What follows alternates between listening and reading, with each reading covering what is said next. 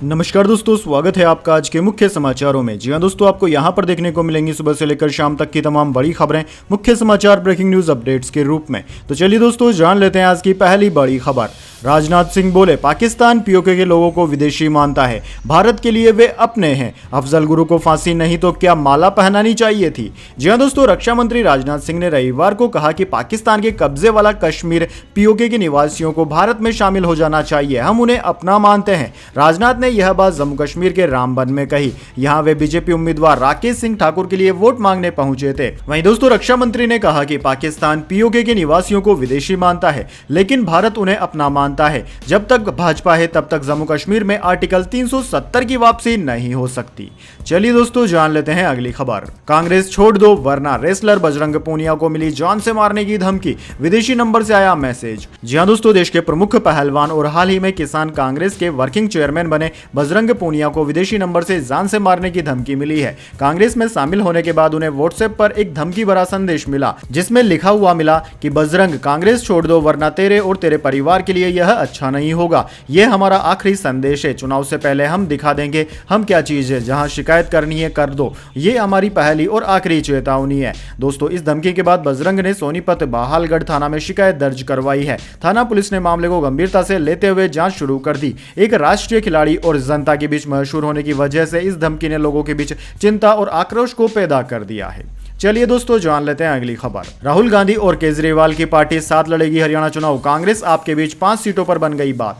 जी हां दोस्तों, हरियाणा विधानसभा चुनाव में कांग्रेस और आम आदमी पार्टी का गठबंधन होगा या नहीं, इस पर बड़ी खबर सामने आई है। दरअसल दोस्तों, आम आदमी पार्टी के राज्यसभा सांसद राघव चड्ढा और कांग्रेस के हरियाणा प्रभारी दीपक बाबरिया के बीच इस पर लंबी बातचीत हुई है। सूत्रों के मुताबिक कांग्रेस आम आदमी पार्टी को 5 सीटें दे रही है। काफी नानुक्कर के बाद कहा जा रहा है कि आम आदमी पार्टी इस पर तैयार हो गई। सूत्रों का यह भी कहना है कि सोमवार को गठबंधन का ऐलान भी हो सकता है। वहीं दोस्तों, राघव चड्ढा ने रविवार को कहा कि कांग्रेस और उनकी पार्टी दोनों ही अपने व्यक्तिगत आकांक्षाओं को दरकिनार करके हरियाणा चुनाव के लिए गठबंधन बनाने की कोशिश कर रहे हैं। चलिए दोस्तों, जान लेते हैं अगली खबर। फारूक अब्दुल्ला बोले, अमित शाह नेशनल कॉन्फ्रेंस से डरते हैं, हम घुसपैठिए नहीं। पूछा 370 खत्म किया तो क्या आतंकवाद खत्म हो गया। जी हां दोस्तों, जम्मू कश्मीर विधानसभा चुनाव के बीच पूर्व मुख्यमंत्री फारूक अब्दुल्ला ने अमित शाह पर निशाना साधा। अब्दुल्ला ने कहा कि अमित शाह कहते हैं कि कांग्रेस और नेशनल कॉन्फ्रेंस सत्ता में आई तो आतंकवाद फिर से शुरू हो जाएगा। मैं उनसे पूछता हूं कि जब उन्होंने अनुच्छेद 370 को खत्म किया तो क्या आतंकवाद खत्म हो गया। अब्दुल्ला ने कहा कि अमित शाह नेशनल कॉन्फ्रेंस से डरते हैं, इसलिए वे हर तरह से नेशनल कॉन्फ्रेंस को बदनाम करने की कोशिश करते हैं, लेकिन हम जीतेंगे। मैं उनसे बस इतना कहना चाहता हूं कि हम उस भारत के खिलाफ हैं जो वे बनाना चाहते हैं। भारत सबका है, हिंदू मुस्लिम सिख बौद्ध ईसाई सबका है। चलिए दोस्तों, जान लेते हैं अगली खबर। कंगना रनावत की इमरजेंसी को मिला सेंसर सर्टिफिकेट, फिल्म से सीन्स काटने होंगे, डिस्क्लेमर भी जरूरी। जी हां दोस्तों, कंगना रनावत की फिल्म इमरजेंसी अब जल्द ही पर्दे पर रिलीज हो सकती है। सेंसर बोर्ड ने एक्ट्रेस की फिल्म को सर्टिफिकेट दे दिया है, पर उन्होंने एक शर्त रखी है। सेंसर बोर्ड का कहना है कि फिल्म से कुछ सीन्स काटने होंगे, साथ ही डिस्क्लेमर देना होगा, इसके बाद फिल्म रिलीज हो सकती है। सूत्रों के हवाले से पता चला है कि सेंसर बोर्ड ने इमरजेंसी के फिल्म मेकर से कुछ सीन्स कट करने के लिए कहा है, साथ ही डिस्क्लेमर देने की बात भी सामने आई है। फिल्म में जो भी हिस्टोरिकल इवेंट को दिखाया गया उसमें डिस्क्लेमर लगाने के लिए कहा है। इमरजेंसी को यूएस सर्टिफिकेट मिला है, पर यह तभी मिलेगा जब फिल्म मेकर्स सीन कट कर देंगे और डिस्क्लेमर देंगे। चलिए दोस्तों, जान लेते हैं अगली खबर। विनेश फोगाट और पूनिया के मामले पर चुप रहे, बीजेपी आलाकमान की ब्रजभूषण को हिदायत। जी हां दोस्तों, रेसलर विनेश फोगाट और बजरंग पूनिया के कांग्रेस में शामिल होने के बाद भारतीय कुश्ती महासंघ के पूर्व प्रमुख ब्रजभूषण शरण सिंह ने उन पर निशाना साधा। इंडिया टुडे की रिपोर्ट के मुताबिक बीजेपी के आलाकमान ने पार्टी के पूर्व सांसद ब्रजभूषण शरण सिंह को सलाह दी है कि वे विनेश और पूनिया के खिलाफ बयान देने से बचें। दरअसल दोस्तों, ब्रजभूषण शरण सिंह ने कहा था कि विनेश फोगाट और बजरंग पूनिया ने कुश्ती में नाम कमाया और इस खेल की ताकत के लिए दुनिया भर में प्रसिद्ध भी हुए, लेकिन कांग्रेस में शामिल होने के बाद उनका नमोनिशान मिट जाएगा। विनेश फोगाट और बजरंग पूनिया उन पहलवानों में शामिल थे जिन्होंने पिछले साल ब्रजभूषण के खिलाफ धरना दिया था और उन पर कई जूनियर पहलवानों को परेशान करने का आरोप भी लगाया था। चलिए दोस्तों, जान लेते हैं अगली खबर। डर के साए में जी रहा आतंकी गुरपंतवंत सिंह पन्नू भारत को दे रहा था धमकी, अब खुद की नींद हुई हराम। जी हां दोस्तों, कनाडा में बैठकर आतंकी गुरपंतवंत सिंह पन्नू भारत के खिलाफ अक्सर ही आग उगलता रहता है, लेकिन दोस्तों अब ऐसी ही एक आग ने उसकी नींद हराम कर रखी है। ये आग वैसे तो उसके पड़ोस वाले घर में लगी है, मगर इसका डर अब पन्नू को सताने लगा है। दरअसल दोस्तों, हाल ही में आतंकी गुरपंत सिंह पन्नू के घर के पास रहस्यमय ढंग से भीषण आग लगने की खबर सामने आई। बताया गया है कि कनाडा के ओकविले में गुरुवार रात को एक घर में लगी रहस्यमयी आग चर्चा का विषय बनी हुई है। इस भीषण आग में कई बहुत महंगी स्पोर्ट्स कारों को भारी नुकसान पहुंचा है। एक अनुमान के अनुसार आग लगने से $5 लाख से ज्यादा का नुकसान हुआ। बहरहाल दोस्तों, सिख फॉर जस्टिस SFJ के सरगना गुरपवंत सिंह पन्नू के घर के बगल में मौजूद जिस घर में आग लगी थी उसमें रहने वालों को सुरक्षित निकाल लिया गया, लेकिन इससे खालिस्तान समर्थक पन्नू को बेचैनी होने लगी है। उनको लग रहा है कि कहीं यह आग जानबूझकर तो नहीं लगाई गई और अगला नंबर कहीं उनका तो नहीं है। चलिए दोस्तों, जान लेते हैं अगली खबर। Kolkata rape murder case, TMC सांसद राज्यसभा से इस्तीफा देंगे। ममता को लिखा, उम्मीद थी आप पुराने स्टाइल में एक्शन लेगी, लेकिन ऐसा नहीं हुआ। जी हां दोस्तों, कोलकाता के आरजीकर मेडिकल कॉलेज में ट्रेनी डॉक्टर से रेप मर्डर और भ्रष्टाचार मामले के विरोध में TMC सांसद जवाहर सरकार ने पद से इस्तीफा देने का फैसला किया है। उन्होंने कहा है कि वे राजनीति से भी संन्यास लेंगे। जवाहर सरकार ने रविवार को पार्टी अध्यक्ष और मुख्यमंत्री CM ममता बनर्जी को चिट्ठी लिखकर सरकार की कार्यशैली पर निराशा जताई। उन्होंने लिखा कि मैं आरजीकर अस्पताल में हुई भयानक घटना के बाद 1 महीने तक चुप रहा। मुझे उम्मीद थी कि आप अपने पुराने स्टाइल में प्रदर्शनकारी जूनियर डॉक्टरों के मामले में हस्तक्षेप करेगी, हालांकि ऐसा नहीं हुआ। सरकार अब जो भी कार्रवाई कर रही है वह बहुत कम है और काफी देर से की जा रही है। राज्य में बहुत पहले ही सामान्य स्थिति बहाल हो गई होती अगर भ्रष्ट डॉक्टरों के ग्रुप को तोड़ दिया जाता और गलत प्रशासनिक कार्रवाई करने के दोषियों को घटना के तुरंत बाद सजा दी जाती। चलिए दोस्तों, जान लेते हैं अगली खबर। ब्रजभूषण देश नहीं, मेरे अपने मेरे साथ खड़े हैं, बोली कांग्रेस नेता विनेश फोगाट। जुलाना में शुरू किया प्रचार। जी हां दोस्तों, हरियाणा विधानसभा चुनाव में कांग्रेस ने जुलाना सीट से रेसलर विनेश फोगाट को मैदान में उतारा। विनेश और बजरंग पूनिया शुक्रवार को कांग्रेस में शामिल हुए थे। शाम को उम्मीदवारों की पहली लिस्ट में नाम फाइनल होने के बाद विनेश अब अपने चुनाव प्रचार में जुट गई है। रविवार को उन्होंने जुलाना में प्रचार किया, जहां कार्यकर्ताओं और समर्थकों ने फूल मालाओं से उनका स्वागत किया। दोस्तों, मीडिया से बात करते हुए विनेश ने पूर्व बीजेपी सांसद ब्रजभूषण शरण सिंह के आरोपों का जवाब दिया। उन्होंने कहा कि ब्रजभूषण सिंह पूरा देश नहीं है। वहीं दोस्तों, पूर्व बीजेपी सांसद ब्रजभूषण शरण सिंह के आरोपों पर विनेश फोगाट ने कहा कि ब्रजभूषण देश नहीं है, मेरा देश मेरे साथ खड़ा है, मेरे अपने मेरे साथ हैं। उनसे पूछा गया, आरोप है कि कांग्रेस ने आपको आंदोलन पर बिठाया था। जवाब में उन्होंने कहा कि हमें जंतर मंतर पर बैठने की अनुमति बीजेपी ने ही दी थी। विनेश ने कहा कि मेडल का दुख तो उसी दिन कम हो गया था जब मैं लौटकर आई थी और मेरे अपनों ने मेरा स्वागत किया था। चलिए दोस्तों, जान लेते हैं इसके बाद अगली बड़ी खबर। करनाल पहुंचे पूर्व मुख्यमंत्री मनोहर लाल खट्टर। कांग्रेस और आम आदमी पार्टी गठबंधन पर कसा तंज, बोले जुलाना से भाग रही विनेश फोगाट। दरअसल दोस्तों, करनाल पहुंचे हरियाणा के पूर्व CM और केंद्रीय मंत्री मनोहर लाल खट्टर ने कांग्रेस और आम आदमी पार्टी गठबंधन को लेकर जमकर निशाना साधा। उन्होंने कहा कि पहले तो कांग्रेस अपनी शेखी बगार रही थी और अब गठबंधन के लेवल पर आ गई है। इसका मतलब यह है कि उनके मन में क्या भावना आई होगी, यह आप भी समझ सकते हैं और मैं भी समझ सकता हूं। कांग्रेस को प्रदेश में अपनी हार दिख रही है। उन्होंने कांग्रेस की दूसरी लिस्ट पर हो रही देरी पर भी निशाना साधा। मनोहर लाल ने कहा कि कांग्रेस ने सूझबूझ का परिचय नहीं दिया। कांग्रेस ने सिटिंग गेटिंग का ही फार्मूला अपनाया है, जिसमें जहां पर जो विधायक है उसी को टिकट दिया जाता है। अब दूसरी लिस्ट जारी होगी, तब पता चलेगा कि आगे कांग्रेस में क्या होगा। चलिए दोस्तों, जान लेते हैं इसके बाद अगली बड़ी खबर। NSA अजीत डोभाल अब यूक्रेन युद्ध खत्म कराने जाएंगे रूस। राष्ट्रपति पुतिन को देंगे प्रधानमंत्री मोदी का शांति प्रस्ताव। जी हां दोस्तों, रूस और यूक्रेन के बीच पिछले 2.5 साल से जारी जंग को खत्म कराने के लिए पूरी दुनिया की निगाहें इस वक्त केवल भारत पर टिकी हुई है। प्रधानमंत्री मोदी ने पहले रूस का दौरा करके राष्ट्रपति व्लादिमीर पुतिन से बात की। इसके बाद हाल ही में प्रधानमंत्री मोदी ने यूक्रेन की यात्रा करके वहां के राष्ट्रपति व्लादिमीर ज़ेलेंस्की के घावों को भरने की कोशिश की। हाल ही में दोस्तों 27 अगस्त को रूस के राष्ट्रपति पुतिन के साथ PM मोदी की फोन पर बातचीत भी हुई। इस दौरान चर्चा हुई कि यूक्रेन यात्रा के बाद शांति समझौते से जुड़ी बातों पर चर्चा करने के लिए भारत अपने NSA अजीत डोभाल को रूस के दौरे पर भेजेगा। चलिए दोस्तों, जान लेते हैं इसके बाद अगली खबर। देश को मिलेगी 10 और वंदे भारत ट्रेनें। 15 नवंबर को प्रधानमंत्री मोदी झारखंड के जमशेदपुर से दिखाएंगे हरी झंडी। जी हां दोस्तों, रेलवे की तरफ से एक के बाद एक नए वंदे भारत ट्रेन की शुरुआत की जा रही है। 15 सितंबर को प्रधानमंत्री मोदी झारखंड के जमशेदपुर से देश के अलग अलग राज्यों के लिए 15 वंदे भारत ट्रेन को हरी झंडी दिखाएंगे। सूत्रों से मिली जानकारी के अनुसार प्रधानमंत्री मोदी पहली बार एक साथ 10 वंदे भारत ट्रेनों को हरी झंडी दिखाने वाले हैं। ये 10 वंदे भारत ट्रेनें देश भर के अलग अलग रेलवे स्टेशन से चलाई जाएंगी। रेलवे बोर्ड से निकले आदेश के अनुसार देश भर के जिन राज्यों को ये वंदे भारत ट्रेनें मिली हैं वो हैं झारखंड, बिहार, पश्चिम बंगाल, उड़ीसा, आंध्र प्रदेश, महाराष्ट्र, तेलंगाना, कर्नाटक, छत्तीसगढ़ और उत्तर प्रदेश। इनमें जो 10 वंदे भारत ट्रेनें हैं वह 15 सितंबर से चला दी जाएंगी। चलिए दोस्तों, जान लेते हैं इसके बाद अगली बड़ी खबर। मणिपुर CM बीरेन सिंह के इस्तीफे की अटकलें। पहले 16 घंटे में दूसरी बार राज्यपाल से मिलने पहुंचे, यूनिफाइड कमांड की मांग की। जी हां दोस्तों, मणिपुर के मुख्यमंत्री एन बीरेन सिंह ने पिछले 16 घंटों में 2 बार गवर्नर लक्ष्मण प्रसाद आचार्य से मुलाकात की है। वे आज दोपहर करीब 12 बजे राज्यपाल से मिलने पहुंचे। वहीं दोस्तों शनिवार को रात 8 बजे भी उन्होंने राज्यपाल से मुलाकात की थी। यह मीटिंग करीब 30 मिनट तक चली थी। इससे पहले बीरेन सिंह सीएम हाउस में सभी विधायकों से भी मिले थे।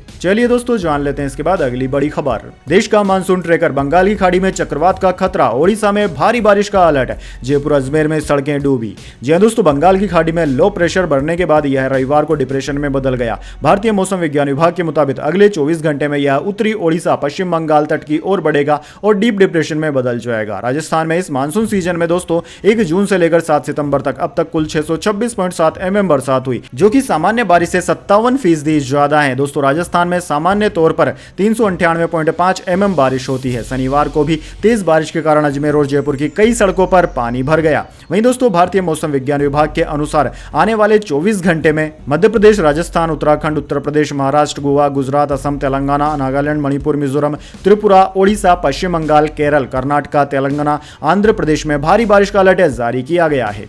चलिए दोस्तों जान लेते हैं इसके बाद अगली बड़ी खबर। लेकिन उससे पहले मेरी आपसे एक छोटी सी रिक्वेस्ट है, अगर दोस्तों आपको अभी तक हमारी न्यूज़ पसंद आई तो इसे एक छोटा सा लाइक जरूर दे दीजिए, और अगर आपको पसंद नहीं आई है तो बेशक आप डिसलाइक भी कर सकते हैं, लेकिन दोस्तों लाइक और डिसलाइक जरूर कीजिए, क्योंकि दोस्तों यही हमारी मेहनत का फल होता है और इसी से पता चलता है कि आपको हमारी वीडियोस पसंद आ रही है या नहीं। तो चलिए दोस्तों जान लेते हैं अगली खबर। 2000 रुपए तक के पेमेंट पर देना पड़ सकता है 18% जीएसटी, कंपनियों में मच गई खलबली।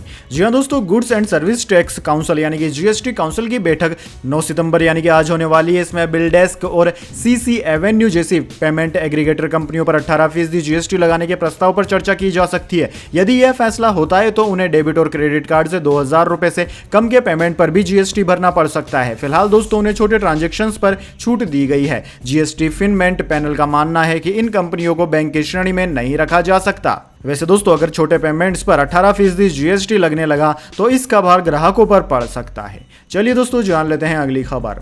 भारत में भी मंकी पॉक्स की हुई एंट्री, विदेश से लौटे शख्स में मिले लक्षण, आइसोलेट किया गया। जी हां दोस्तों, भारत में मंकी पॉक्स का एक मामला सामने आया है। दरअसल दोस्तों हाल ही में एक युवा शख्स की एम पॉक्स के संक्रमण के संदिग्ध के मामले के रूप में जांच की गई। मरीज को आइसोलेशन के लिए स्पेसिफाइड अस्पताल में अलग से रखा गया है। फिलहाल उसकी हालत स्थिर है। एम पॉक्स की उपस्थिति की पुष्टि करने के लिए रोगी के सैंपल का टेस्ट भी किया जा रहा है। पीआईबी की रिपोर्ट के अनुसार इस मामले को स्थापित प्रोटोकॉल के अनुसार मैनेज किया जा रहा है और संभावित सोर्स की पहचान करने और देश के भीतर प्रभाव का आकलन करने के लिए उसकी कॉन्टैक्ट ट्रेसिंग भी की जा रही है।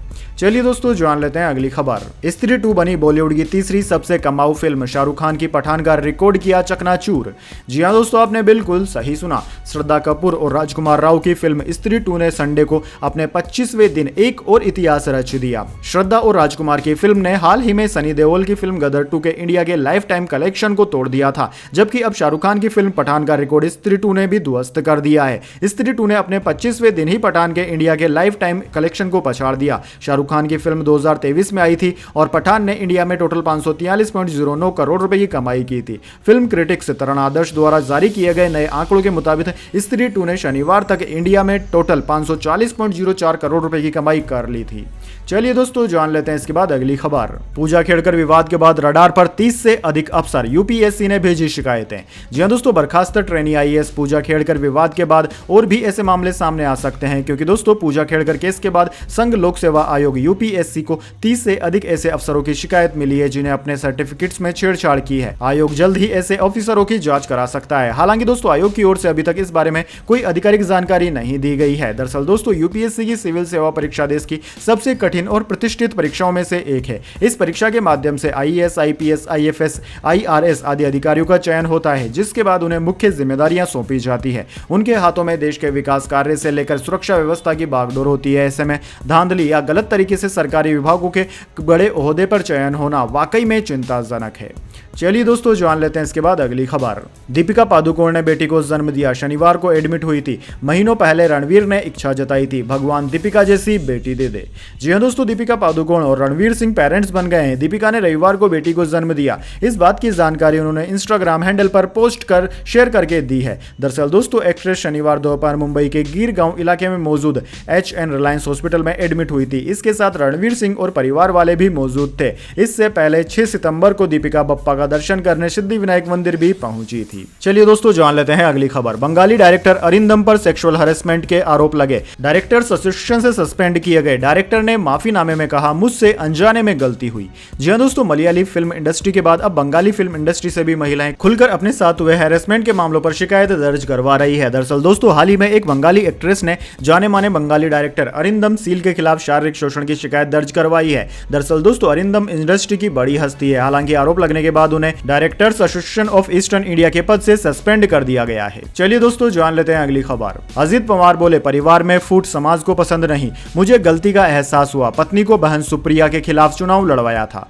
जी हां दोस्तों, महाराष्ट्र के डिप्टी सीएम और एनसीपी अध्यक्ष अजीत पवार ने पत्नी सुनेत्रा पवार को बहन सुप्रिया सुले के खिलाफ लोकसभा चुनाव लड़वाने पर एक बार फिर अपनी गलती मानी है। उन्होंने कहा कि हमारा समाज परिवार में लड़ाई को पसंद नहीं करता है। अजीत गढ़चिरौली में शनिवार को एक जनसभा रैली को संबोधित कर रहे थे। इसमें उन्होंने कहा कि परिवार में फूट डालने की गलती नहीं करनी चाहिए। मुझे अपनी गलती का एहसास हो गया है, मैंने भूल स्वीकारी है। अजीत ने दोस्तों एक महीने के भीतर दूसरी बार अपनी बात दोहराई है। उन्होंने इससे पहले 13 अगस्त को भी एक मराठी न्यूज चैनल को इंटरव्यू में कहा था कि राजनीति को घर में घुसने नहीं देना चाहिए। मेरा अपनी पत्नी को बहन के खिलाफ चुनाव लड़ाने का फैसला गलत था। चलिए दोस्तों जान लेते हैं अगली खबर। राष्ट्रपति बाइडेन ने 4 साल में 532 दिन छुट्टी ली। यह उनके कुल कार्यकाल का 40%। वे अमेरिकी इतिहास में सबसे ज्यादा छुट्टी लेने वाले राष्ट्रपति बने। जी हां दोस्तों, अमेरिकी राष्ट्रपति जो बाइडेन ने अपने 4 साल के कार्यकाल में 532 दिन की छुट्टियां ली है। न्यूयॉर्क पोस्ट की रिपोर्ट के मुताबिक 81 साल के बाइडेन को राष्ट्रपति पद संभाले अब तक 1326 दिन हो चुके हैं। इनमें से 40% दिन बाइडेन ने छुट्टी ले ली,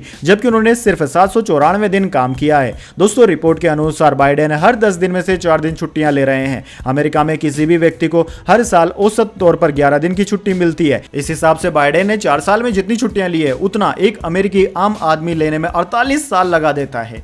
चलिए दोस्तों जान लेते हैं इसके बाद अगली बड़ी खबर। एलन मस्क 2 साल में मंगल पर भेजेंगे स्टारशिप, टेस्ट सफल रहा तो इंसानों को भी भेजा जाएगा, कहा 20 साल में शहर बसाने का है लक्ष्य।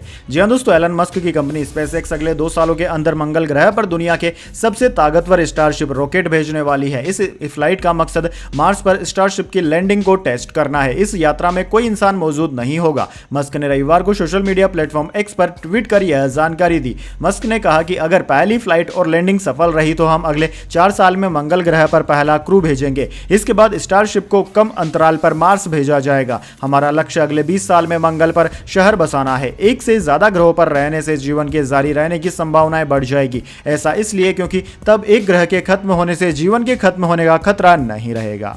चलिए दोस्तों जान लेते हैं इसके बाद अगली बड़ी खबर। फोन पर लगातार बात करना पड़ा भारी, बेनकाब हो गया एयरपोर्ट का विभीषण, 8 अरेस्ट। जी हां दोस्तों, दिल्ली के इंदिरा गांधी इंटरनेशनल एयरपोर्ट पर कुछ यात्रियों को फोन पर लगातार बात करना बहुत महंगा पड़ गया। फोन पर लगातार लंबी बातें और फिर कुछ अजीब सी हरकतों ने इन यात्रियों को सलाखों के पीछे पहुंचा दिया। दरअसल दोस्तों यह मामला यहीं पर नहीं रुका। इन यात्रियों की निशानदेही पर पहले एक एयरलाइन स्टाफ गिरफ्तार हुआ और अब एक एक करके 2 अन्य लोग गिरफ्तार हुए। इस मामले में अब तक कुल 7 गिरफ्तार हो चुके हैं। दरअसल दोस्तों एयरपोर्ट पर सुरक्षा से जुड़े वरिष्ठ अधिकारी के अनुसार सुबह करीब 10:30 बजे इंस्पेक्टर धीरज कुमार के नेतृत्व में सीआईएसएफ इंटेलिजेंस टीम टर्मिनल 3 के बाहर रूटीन गश्त पर थी। इस टीम में सीआईएसएफ के सब इंस्पेक्टर अनुज कुमार और समेत कई कांस्टेबल भी शामिल थे। इसी बीच सीआईएसएफ इंटेलिजेंस की इस टीम की निगाह गेट संख्या 4 के बाहर खड़े 4 पैसेंजर्स पर पड़ी। इन चारों पैसेंजर्स के चेहरे पर मौजूद घबराहट और हिचकिचाहट को पढ़ने में इंटेलिजेंस टीम को देर नहीं लगी। इनको पकड़ने के बाद में पूरे मामले का खुलासा हो गया। दरअसल दोस्तों यह एक ट्रेवल एजेंट के थ्रू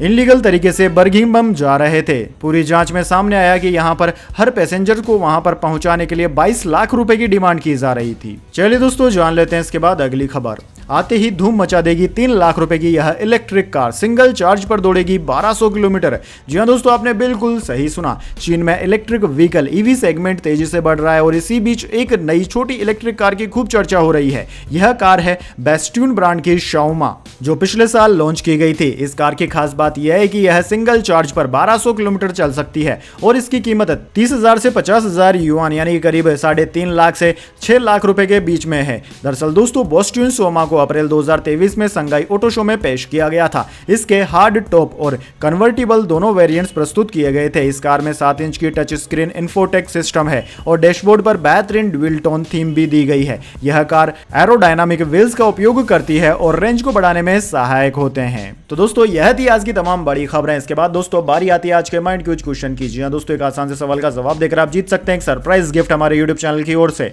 तो दोस्तों आज का सवाल आपकी स्क्रीन पर आ चुका है। महाभारत के अनुसार 5 पांडवों में से सबसे बड़े भाई का नाम क्या था? जी हां दोस्तों, अगर आप जानते हैं महाभारत में पांडवों में सबसे बड़े भाई का नाम क्या है तो जल्दी से उनका नाम कमेंट में लिख दीजिए। अगर दोस्तों आपका जवाब होता है एकदम सही और आप चुन जाते हैं लकी विजेता के रूप में तो आपको मिल सकता है एक सरप्राइज गिफ्ट हमारे यूट्यूब चैनल की ओर से। तो दोस्तों जल्दी से अपना उत्तर कमेंट बॉक्स में लिख दीजिए, वीडियो को लाइक कर लीजिए और चैनल को सब्सक्राइब करके बेल आइकन भी दबा लीजिए ताकि दोस्तों हर आने वाले वीडियो की नोटिफिकेशन सबसे पहले आपके पास पहुंच जाए और आप किसी भी नए वीडियो को देखने से वंचित न रह पाए। साथ ही दोस्तों एक बात का विशेष ध्यान रखना, इस वीडियो को ज्यादा से ज्यादा शेयर जरूर करना है। धन्यवाद। वंदे मातरम। जय हिंद, जय भारत।